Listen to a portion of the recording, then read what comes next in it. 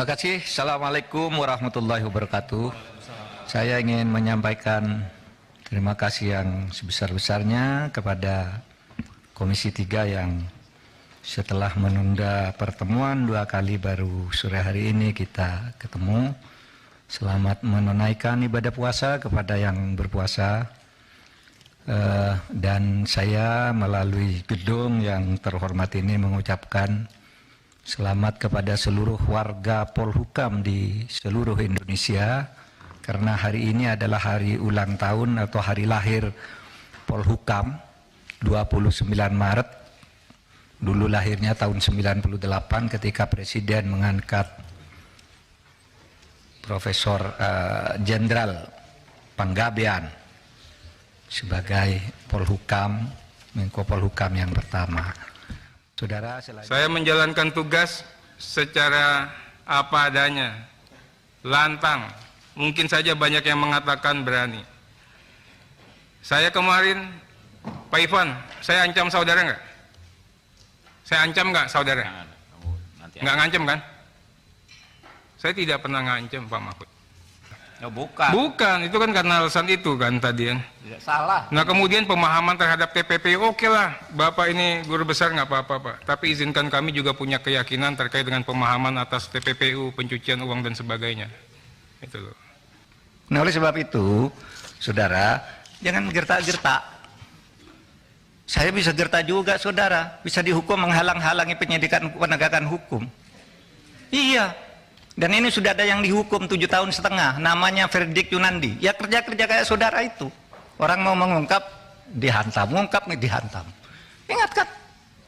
Ini yang saya minta betul. Jadi saya tidak mengancam, saya mengingatkan. Tapi kalau tafsirnya merasa diancam, ditantang, atau merasa digetak, ya nggak apa-apalah. Yang jelas saya juga tidak takut ancaman, takut gertakan, Pak. Itu. Saya bisa.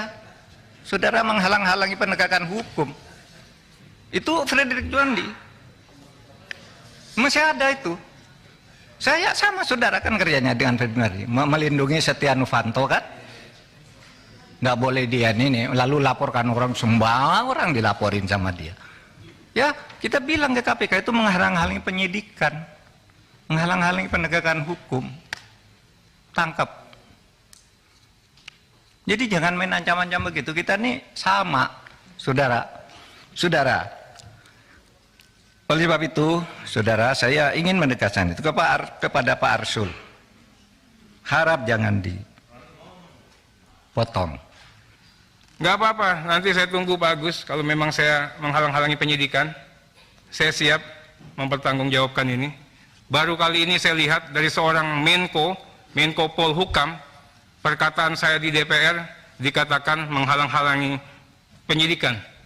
Saya bicara tertib, saya bicara disiplin. Saya ini dari orang biasa dari jalanan, Pak, sama Habibur Rahman. Jadi kembali ke jalanan nggak takut. Apalagi sekarang udah pegang uang sedikit ya, Bib. Dulu aja kita nggak punya duit, dikejar-kejar orang berani, Pak. Miskin udah di tangan. Ya, dulu Pak dikejar-kejar orang berani, nggak punya kekuasaan Pak. Masuk Jakarta. Kalau sekarang mau Bapak ancam kayak gimana, insya Allah Pak, saya istiqomah untuk tidak takut. Ya Pak ya. Semoga Bapak bisa buktikan 349 ini, dan saya tunggu jawabannya. Terima kasih. Wassalamualaikum warahmatullahi wabarakatuh. Pak Arsul bicara kewenangan.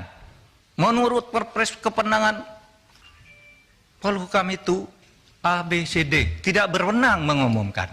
Loh. Saya tanya, apa dilarang mengumumkan? Kalau tidak berwenang, apa dilarang? Kalau di dalam hukum itu sesuatu yang tidak dilarang itu boleh dilakukan. Anda dari pesantren nih, saya bacakan dalilnya. Wal aslu fil uqudi wal muamalah as-sah hatta yaqumu dalilun alal batalani wa tahrim. Pimpinan, izin pimpinan. Boleh bicara? Nanti dulu. Menurut saya biarkan gini, menjelaskan dulu dong. Nanti gini. Bicara. Saya mohon izin ke pimpinan. Boleh nggak saya bicara? Nanti dulu. Oke. Nanti dulu. Silakan. Jadi setiap urusan tuh kalau tidak ada larangan, boleh, kecuali sampai timbul hukum yang melarang. Itu pesantren kan? Dalil di pesantren waktu kecil udah menghafal kayak gini. Nanti kalau di dalam hukum umum Saya katakan juga sekarang ke Pak Beni. Tanyanya kok seperti polisi. Menko boleh ngomongkan apa enggak? Begini Pak, kalau substansi boleh apa tidak? Begini kalau substansi boleh apa tidak? Jawab iya atau tidak. Kan enggak boleh tanya begitu. Itu. Harus ada konteksnya dong. Sesudah bilang boleh. Boleh katanya. Ini yang saya lihat. Kalau boleh sebutkan pasalnya loh. Boleh kok harus ada pasalnya. Kalau boleh tuh enggak perlu pasal. Misalnya saya tanya ke Pak Beni, boleh enggak saya ke kamar mandi sekarang? Boleh, mana pasalnya? Enggak ada, karena boleh. Kalau dilarang baru ada pasalnya. Di mana dalilnya? Nah sekarang bukan bahasa Arab, bahasa Latin. Nolum delictum nola puna sine previa lege punali. Ini dalam hukum pidana. Tidak ada satu kesalahan, tidak ada sesuatu yang dilarang itu sampai ada undang-undang yang melarang lebih dulu. Ini tidak dilarang kok. Lalu ditanya kayak copet aja. Memang siapa? Tadi dikatakan lagi Pak, DPR ini kalau datang meriksa seperti polisi periksa copet. Emang polisi kalau meriksa begitu? Itu juga bahaya loh Prof.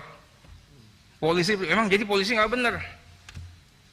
Emang DPR nggak benar? Ini semua live.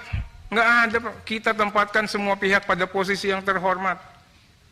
Ya saya minta yang kemarin juga ada isu saya dikeroyok, nggak ada yang keroyok. Itu putar video Sambo itu.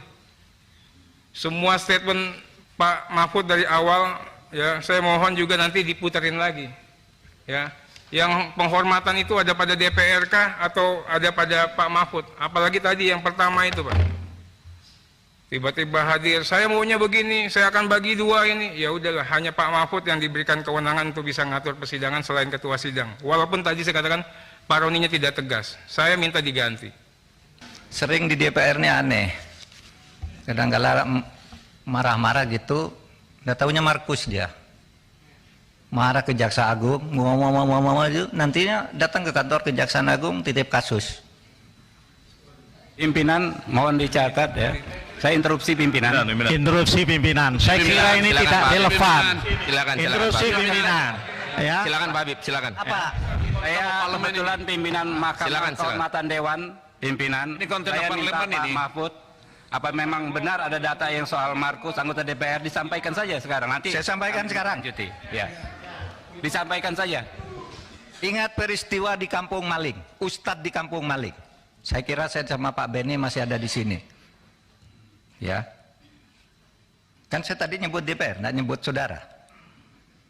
Pada waktu itu Jaksa Agung Abdurrahman Saleh dicecar habis-habis, ditanya seperti ini, dibilang Bapak ini seperti Ustadz di Kampung Maling, Bapak baik tapi di lingkungan Bapak jelek. Ya kan, ingat kan? Itu tanggal 17 Februari 2002. Berarti bukan di periode ini Pak Mahfud? Bukan. Oh, bukan kewenangan saya. Ya, tapi lihat fenomenanya. Nanti Oke. saya tunjukkan. Alhamdulillah. Ya. Tahu-tahu apa enggak? Sidangnya Di periode ini ada nggak?